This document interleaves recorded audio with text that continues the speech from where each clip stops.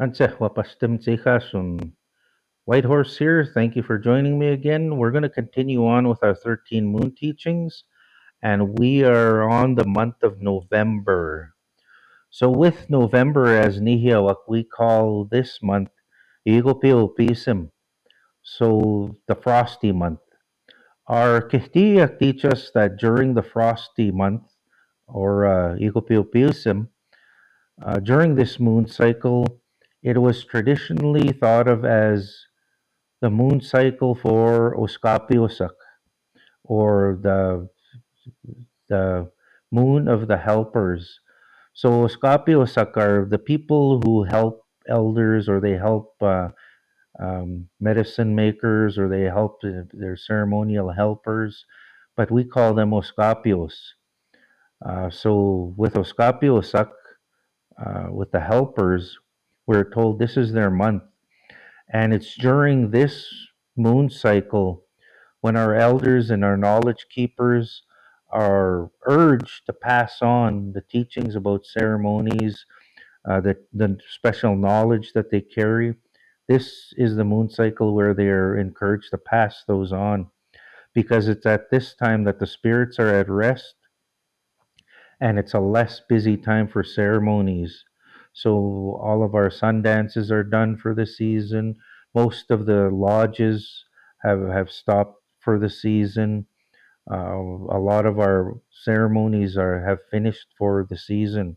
So it's a time of uh, sort of calmness when our elders were encouraged to pass on any of the knowledge they have, the ceremonies, the songs, but they were asked to pass that on to their Oskapiosak during this time. This is also a very special time during the November full moon, because it's a time when the star nation is nearest to us. So we're told that it's at this time where the star people, we're taught to call them, are closest to our Mother Earth, and that they come to visit us every year at this time. So we're taught that during this time, the star nation shows us all of the constellations and and things that they've put in the skies for us. They show it to us to remind us about all of our stories and legends about where we came from and how our world came to be. So they come to remind us. So we're encouraged at this time to really tell our star stories, because all of our stars are the brightest and we could see them the clearest during that full moon. So I also remember growing up that this full moon marked the shift as hunters, hunter gatherers, because it's a time when we really slowed down on hunting and we started to shift into preparing for the trapping season ahead. It's a time when we'd start cleaning and mending and fixing our traps and making snares and making baits, but we're really shifting from hunting our our moose, deer, and elk, and really moving towards focusing on where are we going to trap for this season and preparing for that trapping season ahead. So, with the water teaching on this moon cycle, our kihtiyak, our elders, teach us that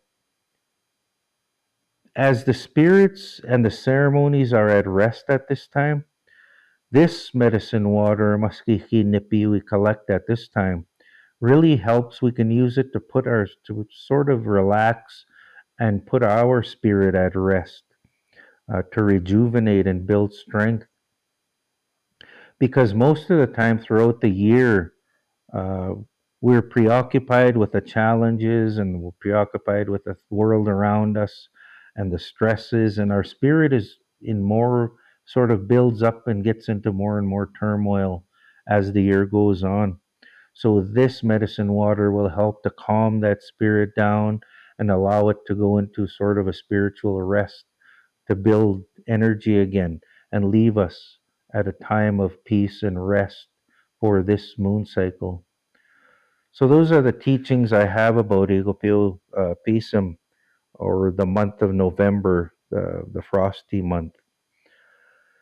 Thanks for joining me. I hope you learned something new. Kinanaskom tinawal ka, Kyo.